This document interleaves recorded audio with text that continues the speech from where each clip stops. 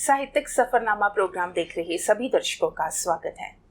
दोस्तों, आज इस प्रोग्राम में हम जिस शख्सियत के साथ आपको रूबरू करवाने जा रहे हैं, साहित्य में तो उनका बहुत योगदान है ही, लेकिन उनकी ज़िंदगी दूसरे लोगों के लिए प्रेरणा स्रोत है। उन्होंने ब्रेस्ट कैंसर को फेस किया, लड़ाई की और जीत हासिल की।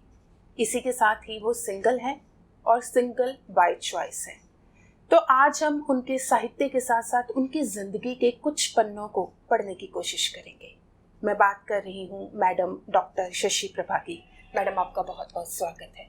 धन्यवाद जी। आपका भी बहुत बहुत जी, मेरे घर में स्वागत जी, मेरे इंटरव्यू के लिए। और टीवी चैनल वालों का बहुत बहुत धन्यवाद। जी। आपने किताब भी लिखी है, महिलाओं में स्तन कैंसर। तो ये आपकी निजी जिंदगी के अनुभव है।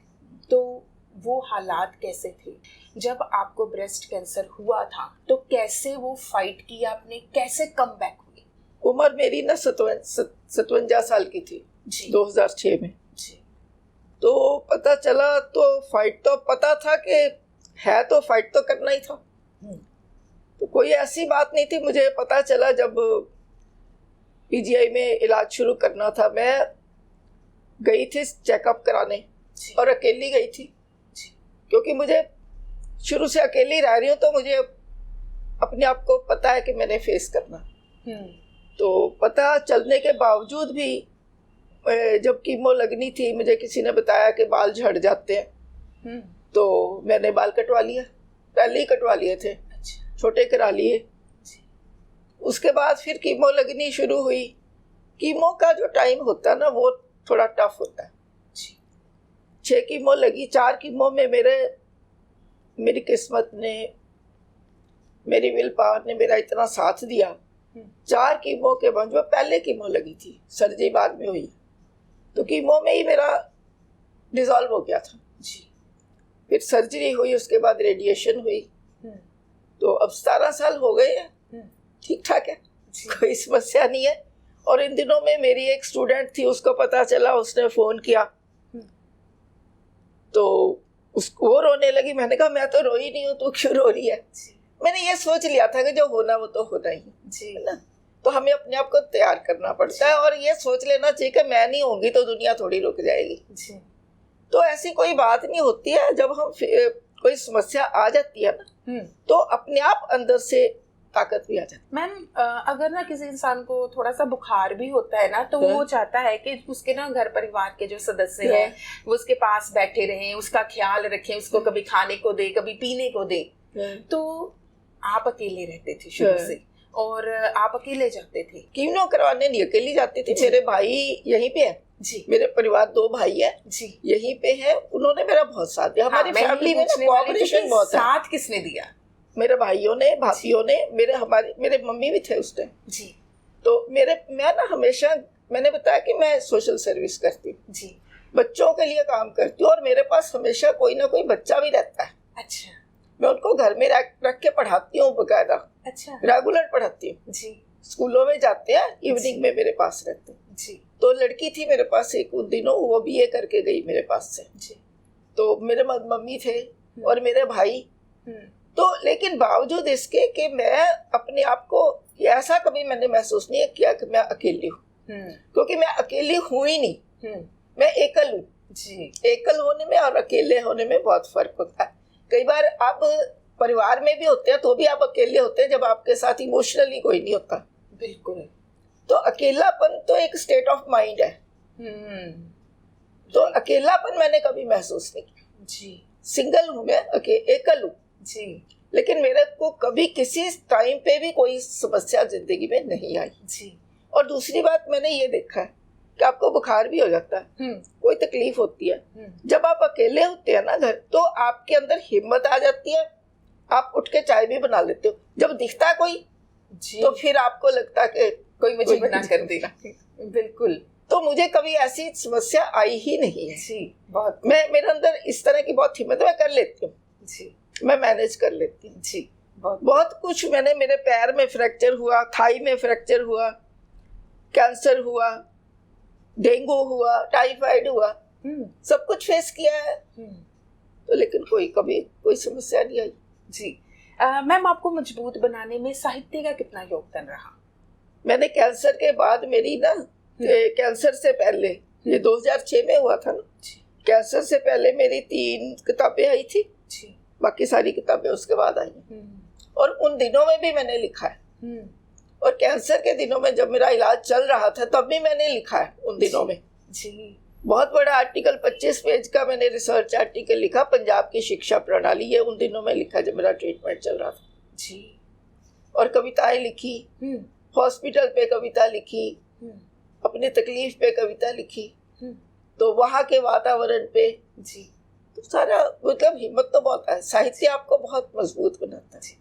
हम थोड़ा सा पीछे चलते हैं कि आपने साहित्य के साथ जो है कब जो है ये महसूस किया कि मैंने साहित्य पढ़ना है, साहित्य लिखना है, क्योंकि आप हिंदी के प्रोफेसर हैं, आपने साहित्य पढ़ा है, तो क्या परिवार में ऐसा माहौल था, सभी साहित्य को प्रेम करते थे? आपका रुझान कैसे हुआ? हमारे परिवार में ना सारे पढ़े लिखे हैं। अच्छा।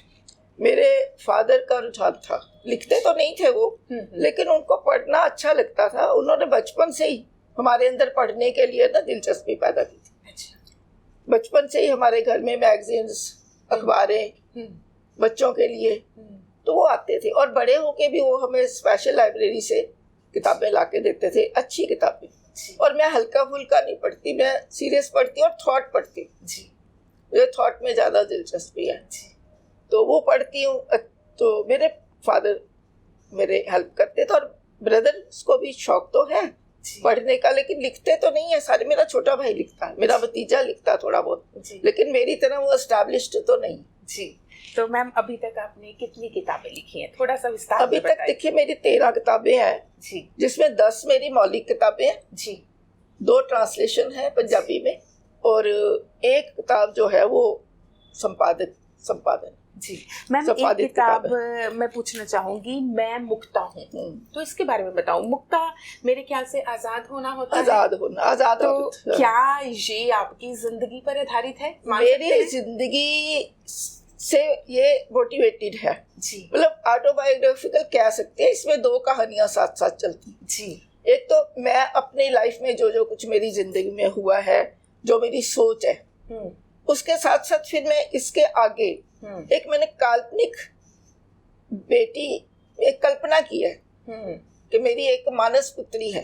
अच्छा। उसकी कल्पना करके 2 कहानियां चलती जी।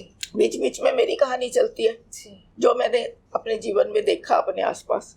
साथ साथ फिर मुक्ता की चलती है।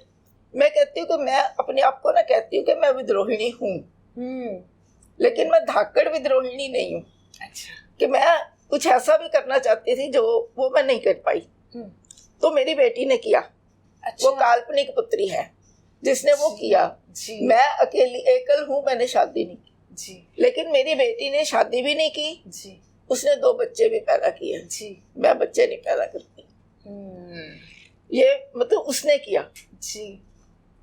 और बच्चों को, इसमें मैंने लिखा है कि बच्चों को स्वतंत्रता के एहसास के साथ उसने पाला है कि तुमने स्वतंत्र रहना है जी।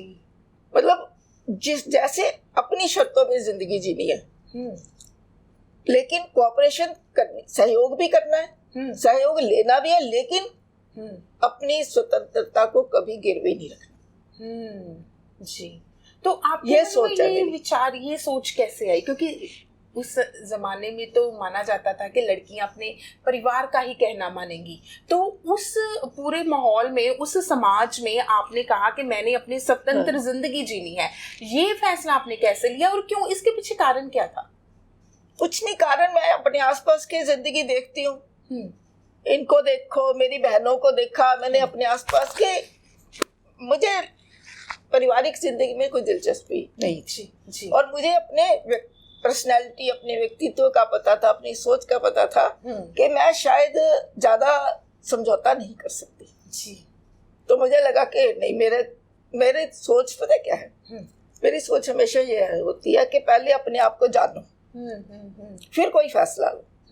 तो मैं अपने आप को जाना, मुझे लगा कि मैं इस तरह के समझौते, बंदिश नहीं बर्दाश्त कर सकती, तो मैंने नहीं की शादी। और हमारे परिवार की एक अच्छी, मेरी किस्मत कह लो या कुछ भी, हमारे परिवार में ना अभी भी हम एक दूसरे की निजी जिंदगी में दखल नहीं देते जी।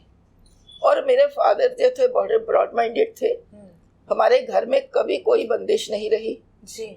मेरे बड़ा भाई है, उसके दोस्त आते थे, हम आपस में बातचीत करते थे, कोई ऐसी बंदिश नहीं थी। मेरे फादर किसी पर शक भी नहीं करते थे। हमें आज़ादी दे रखी थी उन्होंने और प्रेशराइज नहीं करते थे जी। मैंने उनको बोल दिया कि मैंने नहीं शादी करनी, उन्होंने कहा, कोशिश की, मैंने कहा भी मैंने नहीं करनी जी। उन्होंने मान लिया जी। और मैंने अकेले, मेरे फादर भी जिंदा थे, मेरी मदर थी जी। और मैं उसी टाइम से अलग रह रही जी। मैम, आपने कहा कि इस किताब में आपकी एक बच्ची है काल्पनिक। हाँ, मेरी मानस पुत्री, मैं उसको बोलती हूँ, उसका नाम मुक्ता है जी। तो मुक्ता जो है, ऐसा उसने कौन सा विद्रोह किया कि जो आप करना चाहती थी? वही मैंने कहा ना कि उसने, मैंने भी विद्रोह तो किया, मैंने भी विद्रोह समाज में, परिवार ने तो मान ही लिया हाँ। है ना कि मैंने शादी नहीं की और अपनी शर्तों पे जिंदगी जी मैं जी। तो उसने क्या, उससे भी आगे बढ़ के उसने शादी नहीं की, लिव इन में रही और बच्चे भी पैदा किए जी, जो मैं नहीं कर पाई। तो समाज में कभी आपको कोई दिक्कत परेशानी? कोई परेशानी, ये सामने बैठे हम आमने सामने, इनको पूछो मेरे सारे लोगों के साथ कितनी बनती है जी। मेरे को कभी किसी ने आज तक ये नहीं पूछा कि आपके घर में कौन आया कौन गया। मैं डरती नहीं किसी से जी।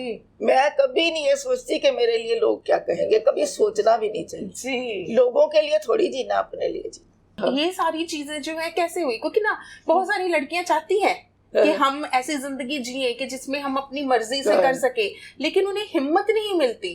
तो आप में वो सारी हिम्मत बाय बर्थ थी, गॉड ने दी थी, या समझ लो बाय बर्थ ही कह सकते हैं, क्योंकि मैंने देखा है जब आप डरते हो ना तब लोग डराते हैं जी। जब डरते नहीं। अब मेरे को कोई पूछेगा, मेरी एक पड़ोसन ने एक बार पूछा, कोई मेरे घर में आया हाँ। उसने एकदम मेरे को पूछा कि ये आपके भाई थे? नहीं, मैंने कहा मेरा दोस्त था।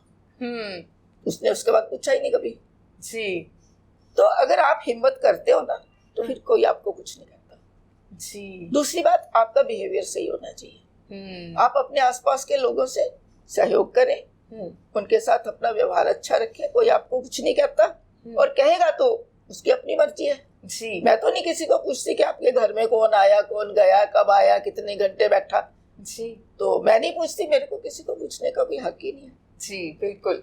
तो मैम, आपने बहुत सारी कविताएं लिखी हैं, आपके दिल के बेहद करीब कौन सी कविता है? अब आप कहते हैं ना कि किसने आपका साथ दिया कैंसर के दिनों में, घेरती हैं कुछ बाहें सुरक्षा में लेने को आतुर, आंखों में लिए अपनेपन की नमी। घेरती हैं कुछ बाहें सुरक्षा में लेने को आतुर, आंखों में लिए अपनेपन की नमी, चहकता है मन कष्टों के बावजूद, चहकता है मन कष्टों के बावजूद, जीना एक शर्त है, जीना एक शर्त है जीवन के साथ जी। एक वादा अपनों के साथ, कहो कुछ भी अपने है अपने जी। कहो कुछ भी अपने है अपने, भ्रम है या सच, चहकता है मन कष्टों के बावजूद। वाह, बहुत खूब। 8.5 महीने मेरा इलाज चला, मुझे एक दिन भी ऐसा नहीं लगा कि मेरे साथ कोई नहीं है। तो मैं आपको बताना चाहती हूँ दर्शकों कि मैडम जो हैं वो साहित्य लिखने के साथ साथ और जिंदा दिली के साथ, जिंदगी जीने के साथ साथ सोशल वर्कर भी हैं। तो मैम पूछना चाहेंगे कि सोशल वर्क की फील्ड में आप क्या क्या करते हो? एक तो लोअर कैटेगरी के जो बच्चे होते हैं जी, उनको मैं पढ़ाने का काम करती हूँ जी जी। और 7 बच्चे अब तक मैंने अपने पास रख के पढ़ाए। क्या बात है। लेकिन उनको मैं नौकर की तरह नहीं रखती, मैं उनको बकायदा स्कूल में भेजती हूँ, प्राइवेट स्कूलों में भी पढ़ा देती हूँ और पर्सनली उनको खुद अटेंड करती हूँ जी। तो उसमें से सक्सेसफुल तो चलो 1-2 ही हुए, क्योंकि छोड़ जाते हैं बीच में ना जी, थोड़े से बड़े होते हैं तो कई बार बिगड़ भी जाते हैं जी। तो उस तरह से बाकी इसके अलावा जब से मुझे कैंसर हुआ है उसके बाद फिर हम पीजीआई में काउंसलिंग का काम करते हैं। अच्छा। कैंसर पेशेंट्स को जिनको कीमो लगती है ना जी, हमारा ट्रस्ट है, ब्रेस्ट कैंसर ट्रस्ट है, चंडीगढ़ ब्रेस्ट कैंसर ट्रस्ट जी। तो उसकी मैं मेंबर हूँ और हम हर हफ्ते 2 दिन जाया करते थे काउंसलिंग के लिए। अब तो कोरोना के बाद थोड़ा कम हो गया जी। तो लेकिन हम और पुअर पेशेंट्स की हम फाइनेंशियल हेल्प भी करते हैं जी।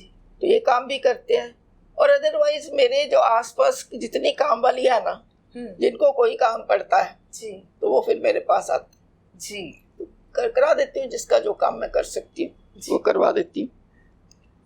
तो इसलिए सोशल सर्विस करती हूँ। बाकी एक coaching centre, free coaching centre मैंने 43 में मंदिर में चलता था। अच्छा। तो उसके पेमेंट मैं ही करती थी। अच्छा। टीचर रखी हुई थी वहाँ पे जी। तो घर में भी पढ़ाती हूँ बच्चों को जी, बहुत ये काम करती हूँ। लेकिन ये अभी मैं ना, मेरी ये सोच है कि एनजीओ बनाने के बजाय ना निजी तौर पर आप जो काम कर सको ज्यादा अच्छा है। एनजीओ में थोड़ी रुकावट कई बार आ जाती है, कोई लोग ऐसे जुड़ जाते हैं, तो नहीं, पर्सनल लेवल पे काम। तुम पुकारोगे तो चली आऊंगी, तुम पुकारोगे तो चली आऊंगी, मगर भ्रम में मत रहना कि विलय कर दूंगी स्वयं को तुम्हारे अस्तित्व में। भ्रम में मत रहना कि विलय कर दूंगी स्वयं को तुम्हारे अस्तित्व में और तुम हो जाओगे। ऐसा सिर्फ ख्यालों में होता है। अच्छा। ऐसा सिर्फ ख्यालों में होता है, आदर्शों में होता है। और जीवन ख्याल नहीं ना आदर्शी, और जीवन ख्याल नहीं ना आदर्शी, व्यवहारिक सत्य है। जीवन व्यवहारिक सत्य है। हर जीवन की होती है कुछ उम्मीदें जी, हर जीवन की होती है कुछ उम्मीदें, सपने और साथ ही सच्चाई। हर जीवन की होती है कुछ उम्मीदें, सपने और साथ ही सच्चाई, तन मन की भूख और अपेक्षाएं। कैसे हो विलय किसी का किसी में, कैसे हो विलय किसी का किसी में, मैं इनसे ऊपर उठ जाऊं, हो जाऊंगी उस परम सत्ता के आसन पर आसीन। मैं इनसे ऊपर उठ जाऊं, हो जाऊंगी उस परम सत्ता के आसन पर आसीन, ऐसा ना कोई हुआ ना होगा। मैं ही रहूंगी, तुम नहीं हो पाओगी। वाह। मैं ही रहूंगी, तुम नहीं हो पाओगी, पुकारोगे तो चली आऊंगी। क्या बात है। अपनी उम्मीदों, अपेक्षाओं, अपने सपनों, तन और मन की भूख को साथ लिए अपना पाओगे तो चलिए। क्या बात है। बताया है कि हर एक इंसान का अपना अस्तित्व होता है और उस अस्तित्व की रिस्पेक्ट करनी जो है वो बहुत जरूरी होती है। तो बहुत ही खूबसूरत शब्दों में आपने ये बात कही है।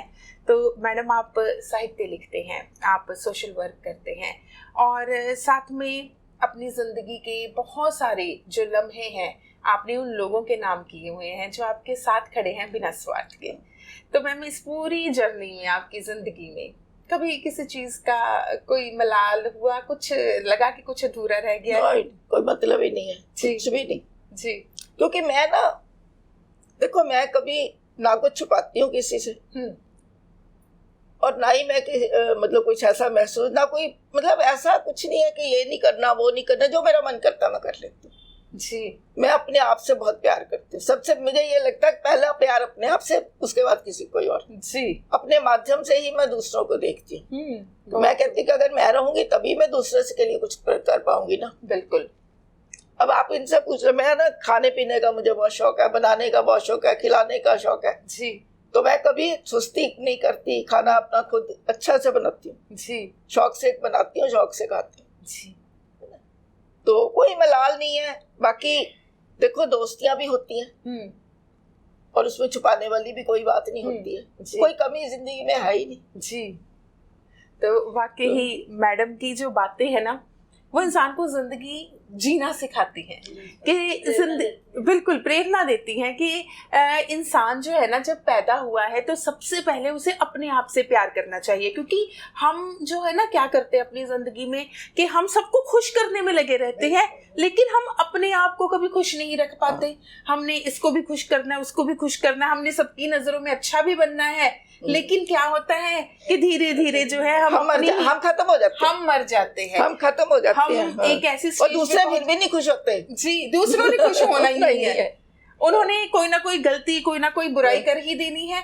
और इसलिए बहुत जरूरी है दोस्तों कि मैम, आज आपसे हम ये चीज जरूर सीख कर जा रहे हैं कि जिंदगी में अपने आप को प्यार करना चाहिए, अपने आप को प्यार, और अपने आप को प्यार करेंगे तभी तो हम दूसरे को भी प्यार दे सकेंगे।